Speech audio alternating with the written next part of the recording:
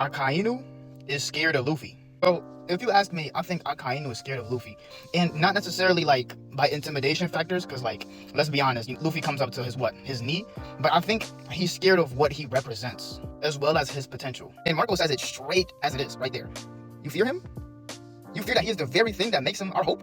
He is the future? Now, if I'm being honest, this is kind of simple to notice and to pick up. You know what I'm saying? You don't really have to give it much thought. But going into more detail, Luffy is the grandson of Garp and the son of Dragon. You got one kid that's as rebellious and troublemaking as his granddad, but he's also not revolutionary, but he's opposing the government, just like his father. Just off his genes alone, you'd be stupid to think that his potential wouldn't be astronomical. Like, do you see this family? And then there's something that I feel like we forget, that Luffy is not even 20. Luffy is very young. So here you got this boy, right, who's made quite the name for himself, only in, like, the beginning stages of his journey. He has declared war on the world government. He escaped Enies Lobby. He broke into the impenetrable and unescapable Impel Down, and he's currently at Marineford, fighting it with some of the greats, some of the top tiers, some of the best of the best. He's only 17. He has no hockey training.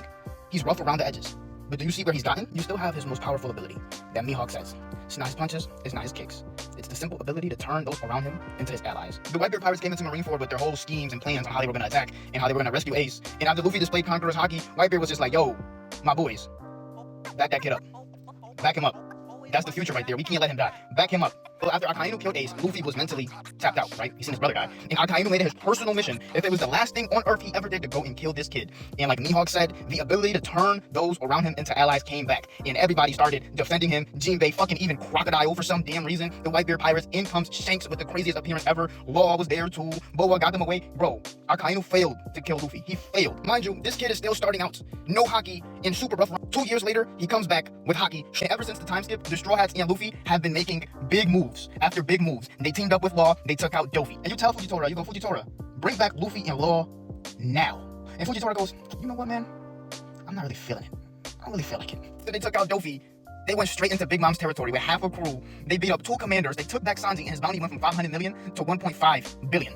And then now it's like this common knowledge that Luffy has his entire fleet behind him. And Akainu is just in the background so mad. Fuck, he got away. How the fuck he get away? This is fucking bullshit. And then the whole world found out that Big Mom and Kaido ended up making a tag team alliance. And coincidentally, like half of the Supernova rosters were there, including Luffy. So Akainu's over in his office crossing his fingers like, yo, can they do it? I hope they can do it. They should be able to kill Luffy, right? Yeah, they should be able to kill him. No, they couldn't. Kaido and Big Mom failed to take out Luffy, and Luffy took one of their spots as an emperor now. And I know Akainu was in his office seething, foaming at the mouth.